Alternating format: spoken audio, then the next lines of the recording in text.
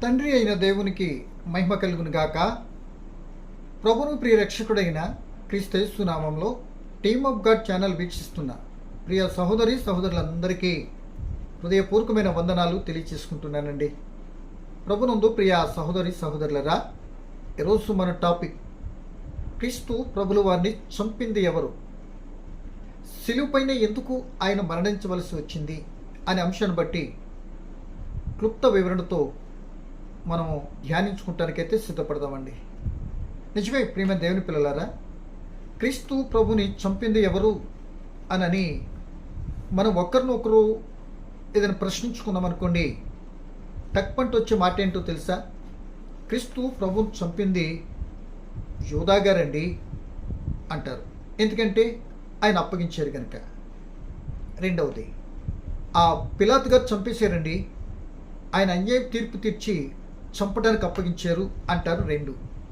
3, మతాధికారులు, ఆనాటి పెద్దలు, శాస్త్రులు, పరిచయులందరూ కలిసి కక్ష అసూయతో ఆ పిలాతుతో చెప్పి చంపించారండి అంటారు. 3.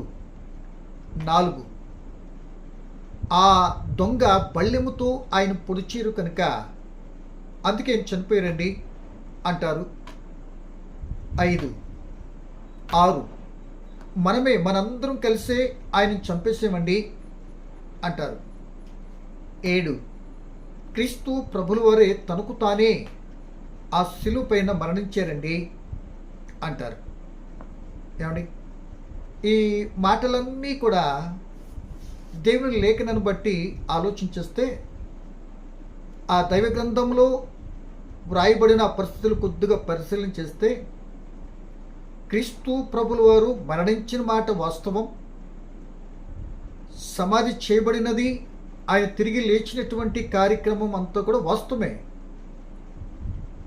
ఈ సందర్భంలో వీరు చనిపోయే సందర్భంలో వీరి పాత్రలు ప్రస్ఫుటంగా కనబడినట్లుగా లేఖనములో వ్రాయబడి ఉన్నది కనుక మనందరం ఏమనుకుంటున్నామంటే వీరే చంపేశారు అనుకుంటున్నాం. ఇక్కడ ఒక మాట మనం గమనించాలి. ఒకవేళ ఈ మాట అడగగానే మరల వెంటనే మైండ్ సెట్ మారిపోవచ్చు మంది. ఎలాగంటే ప్రియమైన దేవుని పిల్లలారా, అసలు క్రీస్తు ప్రభులు వారిని చంపేటటువంటి సామర్థ్యత, శక్తి భూమి మీద ఎవరికైనా ఉందా అని అంటే టక్మని చెప్పేస్తాం, లేదు అనేస్తాం. ముందు మనం ఒకరికొకరు మాట్లాడుకున్న మాటలో ఇంతమంది లిస్టు చెప్పాం. యూదా అని, పిలాతు అని, మతాధికారులని, మనమని ఇన్ని మాటలు చెప్పాం. ఇప్పుడు చంపేధికారం ఎవరికైనా ఉందా అని అంటే లేదు అంటున్నాం. సో ఇంతకీ ఎవరు చంపారు యేసుని? వీరు కాదు, ఎవరు చంపలేరు అని అంటున్నాం. మరి తనకు తాను చంపారు యేసు ప్రభుల వారు అంటే అది కూడా కాదు అనే సంగతి కూడా లేఖనాన్ని బట్టి మనం గ్రహిస్తున్నాం. ఈ మాటను కొద్దిగా మన ఆలోచనలో పెడితే, అసలు భూలోకానికి ఎవరైనా పుట్టించాలి అన్నా, లేకపోతే ఎవరైనా భూలోక యాత్ర ముగించాలి అన్నా, అందరు రిమోట్ కంట్రోల్ ఎవరి చేతిలో ఉంటుంది? తండ్రి అని దేవుని చేతిలో. అంటే జనన మరణాలన్నీ కూడా తండ్రి అని దేవుని చేతిలో ఉన్నాయి. ఒకరు పుట్టాలి అన్నా, ఈ లోకయాత్ర ముగించాలి అన్నా. సో దీన్ని బట్టి మనం ఆలోచిస్తే, యేసు ప్రభులు చనిపోయే వీళ్ళ ద్వారానే చనిపోయారు అంటంలో న్యాయం ఉందా? చంపగలరా వీళ్ళు? చంపలేరు అని మనకు అర్థమైపోతుంది. ఎందుకు అంటే, పుట్టించే శక్తి వీళ్ళ దగ్గర లేనప్పుడు ఈ యేసు ప్రభు చంపడానికి ఉపయోగపడిన వ్యక్తులందరూ మరి చంపే సామర్థ్యత వీళ్ళకి ఎక్కడ ఉంటుందండి అనే సంగతి మనకు అర్థమవుతుంది. వీరు చంపలేదు, చంపే సామర్థ్యత వీళ్ళకి లేదు. లేఖనములో వీరి ద్వారానే యేసు ప్రభు పక్కా చనిపోయినట్లు మాత్రం వాస్తవంగా కనబడుతుంది. మరి వీరి ద్వారా ఎవరు చంపించారు, ఎందుకు చంపించారు? సో అది కాకపోయినా ఆ శిలువ పైన ఎందుకు ఈయన మరణించవలసి వచ్చింది అనేది కొద్దిగా వివరణలోనికి వెళితే, ఎవరు చంపించారో, ఎందుకు చంపించారో, ఎందుకు శిలువ పైనే ఆయన చనిపోవాలో దేవుడు తన గ్రంథంలో ప్రస్ఫుటంగా చక్కగా వ్రాయించినట్లుగా మనకు కనబడుతుంది. ఆ మాట చదువుకుందాం, చూడండి. సృష్టి జగత్తు పునది వేయబడక క్రితమే దేవుడు ఒక ఉద్దేశాన్ని కలిగి ఉన్నాడండి. ఏమండి, ఈ జగత్తుకు పునాది వేయబడే క్రితమే తండ్రి అనే దేవునికి ఒక ఉద్దేశం ఉంది. ఆ ఉద్దేశాన్ని చదువుతున్నాను. అది ఎఫెసీ పత్రిక మొదటి అధ్యాయంలో వ్రాయబడింది. అంటే జగత్తుకు పునాదికి ముందు దేవుడు ఏమనుకున్నాడో స్పష్టంగా వ్రాయబడింది. సృష్టి కలుగు చేస్తున్నప్పుడు మొదటి నుండి ఏమి కలుగు చేయబడిందో ఆది కాండం మొదటి నుండి వ్రాయబడింది. ఇక్కడ ఈ మాట జగత్తుకు పునాది, అసలు ఈ సృష్టి కలగక ముందే ఏమనుకున్నాడో తండ్రి దేవుడు ఇక్కడ వ్రాయబడింది. ఆయన అనుకున్నది వ్రాయబడింది నెరవేర్పులో భాగముగానే ఇప్పుడు మనం చెప్పుకున్న కార్యక్రమాలన్నీ కూడా జరుగుతూ ఉన్నట్లుగా అది పరిశీలనాత్మకంగా మనం వెళితే ఎవరు యేసు ప్రభువుని చంపారో, ఎవరి ద్వారా చంపించారో, ఎందుకు చంపబడ్డాడో అది ప్రస్ఫుటంగా ఇదిగో ఈ మాటను బట్టి మనం చదువుకుని ముందుకెళ్ళటానికైతే మనం ప్రయత్నించాము. చూడండి, ఎఫెసీ పత్రిక మొదటి అధ్యాయము 4-6 వచనాలు నేను చదువుతున్నానండి. ఎట్లనగా తన ప్రియునియందు తాను ఉచితముగా మనకు అనుగ్రహించిన తన కృపామహిమకు కీర్తి కలుగునట్లు తన చిత్త ప్రకారమైన దయా సంకల్పము చొప్పున యేసుక్రీస్తు ద్వారా తనకు కుమారులనుగా స్వీకరించుటకై మనలను ముందుగా తన కోసం నిర్ణయించుకుని మనము తన ఎదుట పరిశుద్ధులమును నిర్దోషములమై ఉండవలెనని జగత్తు పునాది వేయబడక మునుపే ప్రేమ చేత ఆయన క్రీస్తులో మనలను ఏర్పరచుకునేను. అసలు ఏర్పాటు చెప్తున్నాడండి. ఇప్పుడు జగత్తు పునాది వేయబడక క్రితమే క్రీస్తు ద్వారా తన ఎదుట పరిశుద్ధులు నిర్దోషులు ఉండవలెనని జగత్తు పునాది వేయబడక ముందే దేవుడు నిర్ణయించుకున్నాడంట. ఆ నిర్ణయించుకున్న నిర్ణయము నిర్దోషులు పరిశుద్ధులు ఎలా కావాలి? సరే, ఏ విధంగా నిర్ణయించుకున్నట్టే ప్రేమ చేత నిర్ణయించుకొని వీళ్ళు ఎలా నిర్దోషులు కావాలి అంటే 7వ వచనం చెప్తున్నాడండి. దేవుని కృపా మహాదైశ్వర్యమును బట్టి ఆ ప్రియనందు ఆయన రక్తము వలన మనకు విమోచనమును, అనగా మన అపరాధములకు క్షమాపణ మనకు కలిగి ఉన్నది. కాలము పరిపూర్ణమైనప్పుడు జరగవలసిన ఏర్పాటును బట్టి ఆయన తన దయా సంకల్పము చొప్పున తన చిత్తమును కూర్చున్న మర్మమునకు తెలియజేసి అని మనకు వ్రాయబడుతుంది. అంటే జగత్తు పునాది వేయబడే క్రితమే ప్రేమ చేత దేవుడు మనల్ని ఏర్పాటు చేసుకున్నాడట.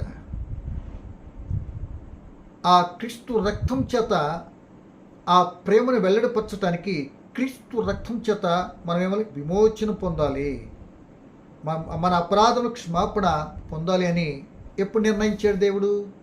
ఈ జగత్తు పునాది వేయబడక క్రితమే విమోచన ఆ సంకల్పాన్ని దేవుడు కలిగి ఉన్నట్లుగా ఇదిగో ఇక్కడ వ్రాయబడింది అనే సంగతిని మనం గమనించాలి.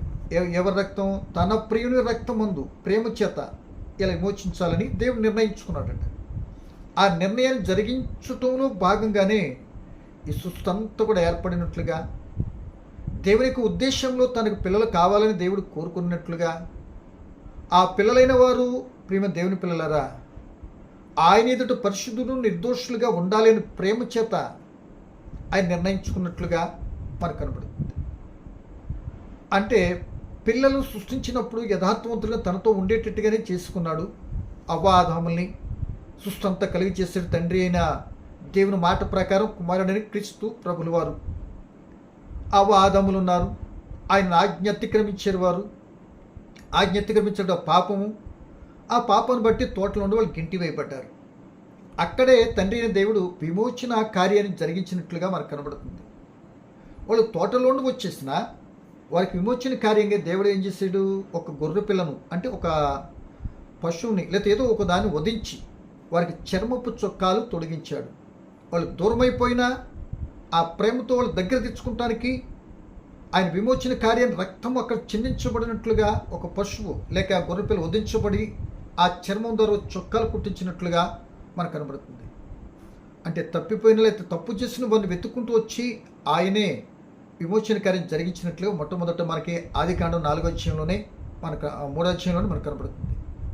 అలాగే ఇంకా కాస్త ముందుకెళ్తే చాలా క్లుప్తం చేస్తుంది. ముందుకెళ్తే ఈ పాప విమోచన కొరకై ఆయన ఏం చేశారంటే బలులు ఏర్పాటు చేసినట్లుగా ఆ గొర్రెలు మేకలు వాళ్ళు పాపం చేస్తే ఆ స్థానాన్ని అవి భర్తీ చేస్తూ అవి బలైపోతున్నాయి. ఏమండి, ఆయన ఆ పాపము పోలే.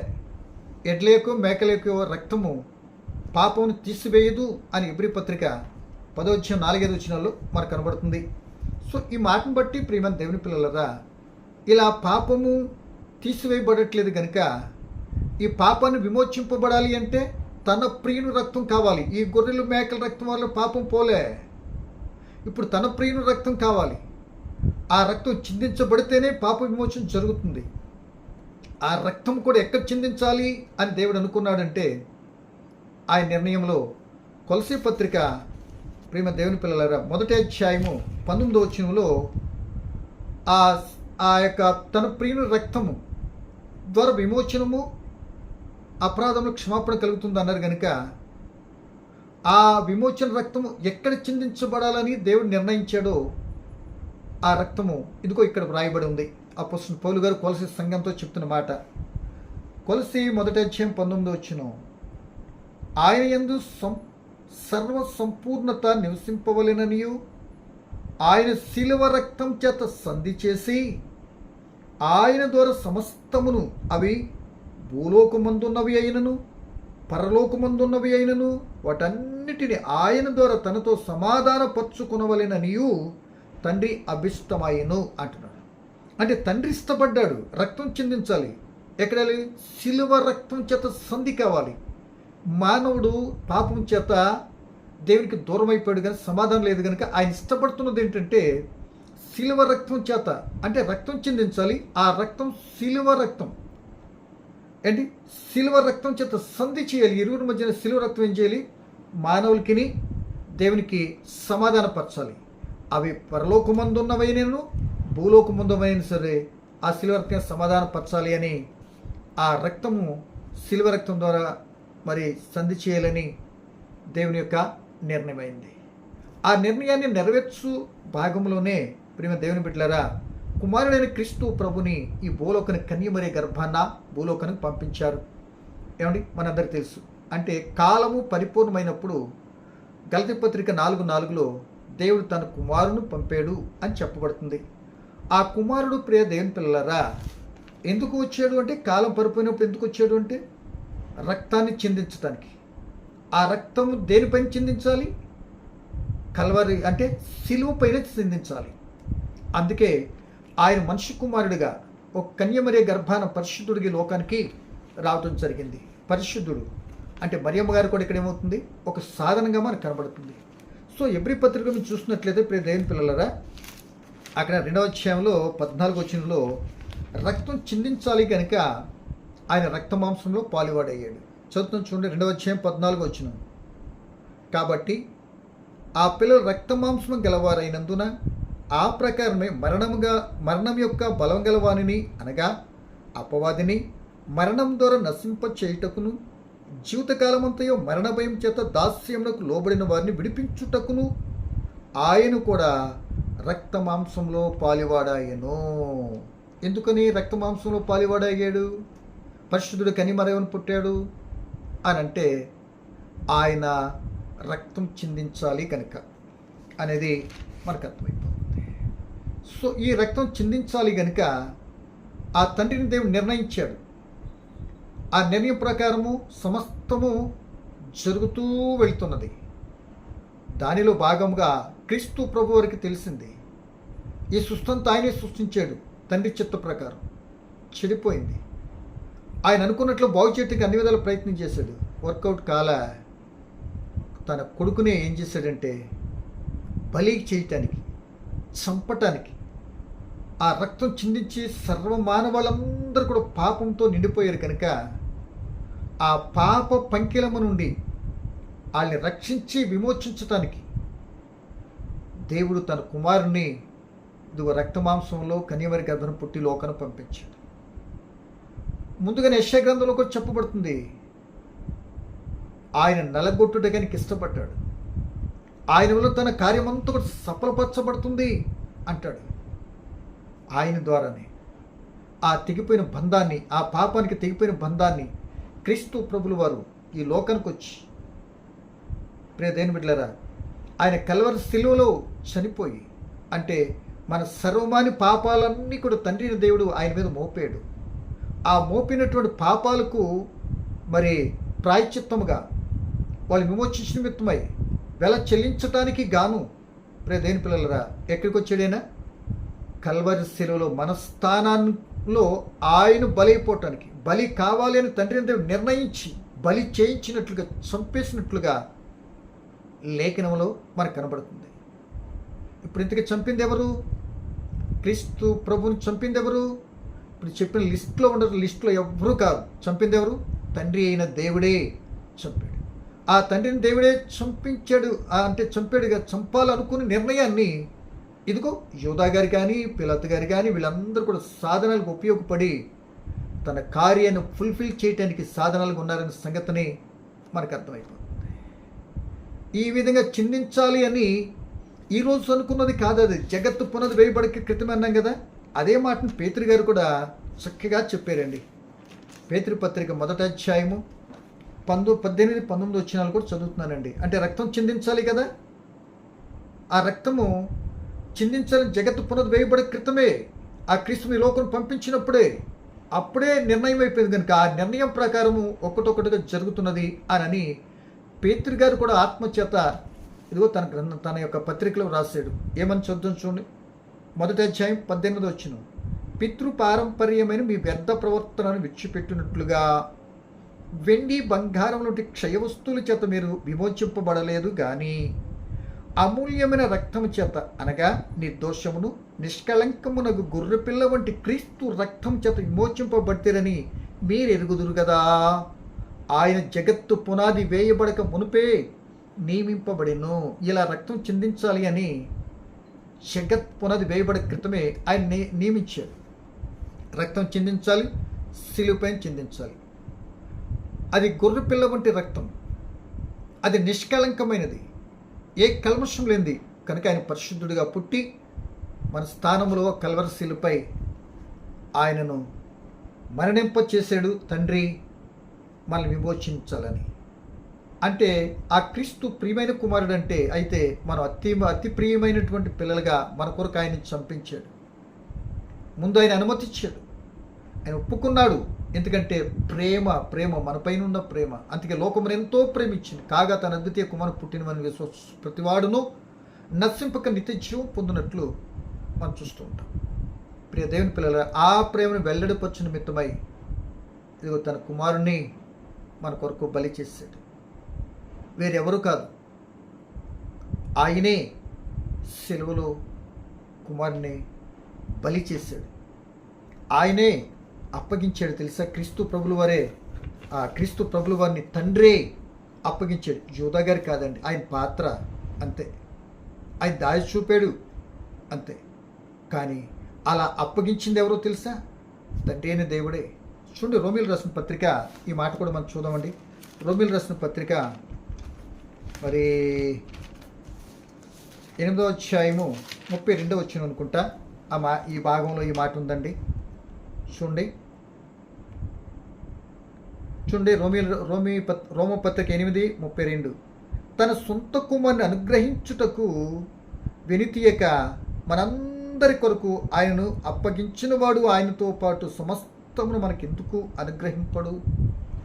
అంటే తన సొంత కుమారుని అనుగ్రహించుటకు వెనుతీయక అప్పగించేశాడు. ఎవరి కొరకు? మనందరి సర్వమానవాళి పాప పరిహారార్థమై ఆయన అప్పగించేశాడు. కనుక అందుకే ఆయన పట్టుకోగలిగారు. అందుకే ఆయన బంధించి అన్యాయపు తీర్పులు ఆయనకి తీర్చినట్లుగా మనకు కనబడుతుంది. అలా అన్యాయపు తీర్పులు తీర్చి ఇచ్చేసారు కనుక క్రీస్తు ప్రభుల వారే ఏం చేశాడంటే తను కూడా అప్పగించుకున్నాడు. ఏం చేశాడండి? క్రీస్తు ప్రభు కూడా ఏం చేశాడు? తను కూడా అప్పగించుకున్నాడు. ఏమండి, మీరు చూసినట్లయితే గలతీ పత్రికలోనే ఈ మాట కనపడుతుంది. క్రీస్తు అంటే తండ్రి అయిన దేవుడు ఆ యొక్క మరణానికి అప్పగించాడు.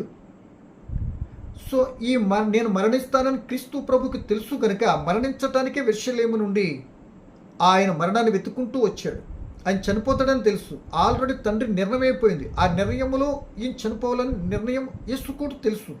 అందుకైనా మరణించడానికే వస్తున్నానని శిష్యులను వారితో చెప్పి ఇక్కడికి వచ్చాడు. అందునిమిత్తమై తండ్రి చిత్త నెరవేర్పులో భాగంగా క్రీస్తు ప్రభువు వారు కూడా తనకు తానుగానే అప్పగించుకున్నాడు. ఆ మాట చదువుతున్న గలతీ పత్రికలో ఈ మాట మనకు కనబడుతుందండి. గలతీ పత్రిక 1వ అధ్యాయము 4-3 వచనాలు అనుకుంటా. చూడండి 4వ వచనం చదువుతున్నారండి. గలతీ పత్రిక 1వ అధ్యాయం 4వ వచనం. మన తండ్రి అయిన దేవుని చిత్త ప్రకారం క్రీస్తు మనలను ప్రస్తుత దుష్టకాలంలో నుండి విమోచింపవలెనని మన పాపముల నిమిత్తము తన్ను తానే అప్పగించుకొనెను. యేసుప్రభులు ఎందుకు అప్పగించుకున్నారు? ఆయన తెలిసిపోయింది. తను తానే ఈ దుష్టకాల పాప సంబంధమైన క్రియలను విమోచించడానికి తండ్రి చిత్త నెరవేర్పులో భాగంగా తను తాను అప్పగించుకున్నాడు. తండ్రి అయిన దేవుడు అప్పగించాడు. ఈయన కూడా దానికి అంగీకరించి నేను చనిపోవటానికి రెడీ నానా అని ఈయన అప్పగించుకున్నట్లు మనకు కనబడుతుంది. ఎఫెసీ పత్రిక 5:27 చదువుకున్నా మనకు అదే కనపడుతుంది. తీతు పత్రిక 2:14 చదివినా మనకు అదే కనపడుతుంది. ఆయన అప్పగించుకున్నట్లుగా. కనుక ప్రేమ దేవుని పిల్లలరా, ఆయన అప్పగించాడు, ఈయన అప్పగించుకున్నాడు మరణించడానికి. అందుకే ప్రియ దేవుని బిడ్డలారా, కల్వరి శిలువలో మరి అప్పగించుకున్నాడు కనుక అప్పగించుకున్న వ్యక్తి పట్టబడ్డాడు. ఆ యొక్క తీర్పులు తీరుస్తున్న సందర్భంలో సెలువు పైన ఉన్నప్పుడు క్రీస్తు ప్రభువులు పలికిన మాట మరి తండ్రి అయిన దేవుడు ఆయన ఏం చేశాడు? చేతిని విడిచిపెట్టేశాడు. చేతిని విడిచిపెట్టాడు కనుకనే ప్రేమ దేవుని పిల్లలరా, ఆయన కలవరి శిలువ పైన చనిపోయారు. ఆయన చనిపోతాడని తెలుసు. ఏమండి? ఆ చేతిని విడిచిపెట్టాడు కనుకనే ఆ క్రీస్తు ప్రభుల వారు ఆయన యాత్ర ముగించబడింది. భూలోక సంబంధమైన యాత్ర ముగించబడింది అనే సంగతిని మనం గ్రహించాలి. తదుపరి చివరి మాటలో పలికినప్పుడు నా తండ్రి నా ఆత్మను మీ చేతికి అప్పగిస్తున్నాను అని చెప్పినట్లుగా మనకు కనబడుతుంది. ప్రియమైన సహోదరి సహోదరులరా, ఈరోజు ఈ మాటను బట్టి మనం గమనించినట్లయితే ఇంతకీ యేసు ప్రభుని చంపింది ఎవరు అంటే మనకు అర్థమైపోయింది. ఎవరు? మనం చెప్పుకున్న లిస్టులో చెప్పినటువంటి ఎవరు కారు, వారు సాధనాలే. ఆయన చంపింది కూడా ఎవరు? తండ్రి అయినా దేవుడే. వీళ్ళందరూ చంపటానికి సాధనాలు.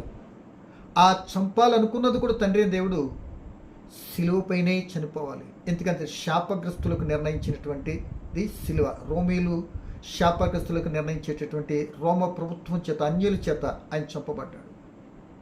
అంటే మనలను ఆ శాపం విమోచించడానికి ఆయన శాపగ్రస్తుడయ్యాడు. మనలను పాపం నుండి నీతిమంతులకు వచ్చేటువంటి పాపిగా మార్చబడిపోయి పాపానికి రావాల్సిన మనకు రావాల్సిన శిక్ష ఆయన మీద తీసుకుని ఆయన బలైపోవాలని తండ్రి నిర్ణయించేది కనుక క్రీస్తు ప్రభువులు ఆ ప్రకారంగా చనిపోయాడు. తాను కూడా అప్పగించుకుని మనకు విమోచన కలిగించేస్తాడు. అంటే ప్రేమ దేవుని పిల్లలరా, ఈ మాటను బట్టి ఇక వారు వీరు అనేది కాదు, కానీ మన పాపముల కొరకే తండ్రి అయిన దేవుడు కుమారుడైన క్రీస్తు ప్రభుని కల్వరి శిలువ పైన చంపి మనల్ని విమోచించాడు. అంతేకాని వేరెవరు కూడా, ఏ మనుషులు ఎవరు కూడా ఆయన చంపలేదు. ఆయన తనకు తాను చనిపోయి తిరిగి లేవగలడు. తనకు తాను కూడా చనిపోలేదు. బళ్ళెముతో పొడిస్తే చనిపోలేదు, లేకపోతే క్రోడా దెబ్బలకి చనిపోలేదు. ఇదిగో ప్రియమైన బిడ్డలారా, సిలువను మోపించారు కనుక చనిపోలేదు. ఇవన్నీ ఆ పాపానికి శిక్ష విధించటములో జరిగినటువంటి ఆ భయంకర వేదనతో కూడిన సంఘటనలే తప్ప వాటికి చెందించవలసినటువంటి ఆ రక్తం చెందించటానికి ఆయన పడిన వేదన, ఆఖరికి తన ఆత్మను తండ్రికి అప్పగించి మరణించినట్లు లేఖనం చెప్పింది. కనుక ఈ సమయాన్ని బట్టి ప్రియ సోదరులరా, మనం గమనించవలసింది ఆయన చిత్త ప్రకారం ఆ క్రీస్తు ప్రభుని తండ్రిని దేవుడే చంపించాడు, వేరెవ్వరూ కాదు. కారణం నా విమోచన కొరకు. అలా విమోచింపబడిన మీరు, నేను, మనం కూడా అనేకుల కొరకు ఈ మరణ వార్తను, ఈ సమాధిని, పునరుద్ధానాన్ని తెలియపరిచి అనేక మంది రక్షణ వైపు మళ్లించడానికి, నిన్ను నన్ను విమోచించడానికి క్రీస్తు ప్రభు చనిపోయాడు మన స్థానంలో. ఆ స్థానం చనిపోవటానికి తండ్రి అంగీకరించాడు. మరి ఈరోజు క్రీస్తు కొరకు ఒక త్యాగమూర్తులుగా సువార్త చెప్పే విషయంలో, ఆయన నామని ఘనపరచడం విషయంలో, ఆయన కొరకు బ్రతకటం విషయంలో మనం ఇంకెంతగా ఆయన కొరకు ప్రయాసపడాలో ఆలోచించి, మరి త్యాగాన్ని, ఆయన చనిపోయింది ఎందుకు? సర్వమాన పాపాలకు మనకు రావాల్సిన శిక్ష ఆయన భరించిన లోకానికి చెప్పాలి. అది చెప్పటానికైనా ఆ పని చేయించాడు. కనుక ఆ విషయం తెలిసిన మీరు నేను సువార్తను చెప్పి అనేక మంది హృదయాలు యేసు వైపు తిప్పటానికి, ఆయన చిత్తానుసారంగా రక్షణ వైపు మళ్లించడానికి, అనేక మంది పాప బంధకాల నుండి విమోచింపబడి నీ పాపం ఆయన తీసుకుని చనిపోయాడయ్యా, నీ పాపమునకు బలి ఇప్పుడు 2000 సంవత్సరాల క్రితం చెల్లించబడింది, ఇదిగో ప్రభా ఇంత త్యాగం చేసేవో నన్ను క్షమించు అని మనసు మార్చుకొని ప్రభుని సొంత రక్షణగా అంగీకరిస్తే నువ్వు రక్షణ పొందుకుంటావయ్యా అని చెప్పాల్సిన బాధ్యత ప్రతి క్రైస్తవునిపై ఉంది. మరి చెప్తున్నారా? ఆనాడు చనిపోయినటువంటి ఆ శిలువలో స్రవిస్తున్న రక్తము నేటికి అది ప్రవహిస్తూనే ఉన్నది కనుక ఆ శిలువ రక్తంతో మనం ఏం చేయాలి, మీరు పాపాలు కడుక్కోండి అని చెప్పాలి. కనుక ప్రియ సోదరులారా, ఇక మన సువార్త చెప్పకపోతే ఇక లోకమంతా కూడా దుష్టుని ఎందుకు కనుక భయంకరమైన క్రియలో మునిగిపోయి నరకానికి వెళ్ళిపోతారు. మనం చేయగలిగినంత పని నమ్మకంతో చేసే కృప, ఆత్మ తోడ్పాటు దేవుడిని కోరుకుంటున్నాను. మనం మాత్రం ఆయన చంపలేదు. మన పాపముల కొరకు తండ్రి దేవుడు క్రీస్తుని చంపారు. మిగిలిన మన అక్కడ జరిగిన సంఘటనలన్నిటికీ వాళ్ళు సాధనాలైన సంగతి గ్రహించగలరని కోరుకుంటే ఈ మాట ముగిస్తున్న పరమ తండ్రి మీకు వందనాలు. పలకొండు మాటలో పరమార్థం ఏంటో నీ బిడ్డగా మీకు గమనించి వినే బిడ్డలుగా నీ సువార్తను తండ్రి ఇతరులకు చెప్పేటి సాధనలుగా మమ్మల్ని మీరు వాడుకోనండి. తండ్రి మీరు మా మీద ప్రేమతో మీ కుమారుణ్ణి శిలువపైన మీరు చంపారు. ఆ చంపబడిన త్యాగాన్ని మేము అనేక మంది తెలియపరచి అనేక మంది జీవితాలు వెలిగించటానికి మమ్మల్ని మీరు ఆత్మశక్తి వాడుకొని మీరు మహిమ పొందమని వినే బిడ్డలందరూ దీవించమని, రేపు కలుసుకోవటం మీరు అంగీకరిస్తే కలుసుకునే భాగ్యాన్ని ప్రసాదించమని క్రీస్తు యేసు నామమున ప్రార్థన అడిగి వేడుకుంటున్నాను తండ్రి. ఆమేన్.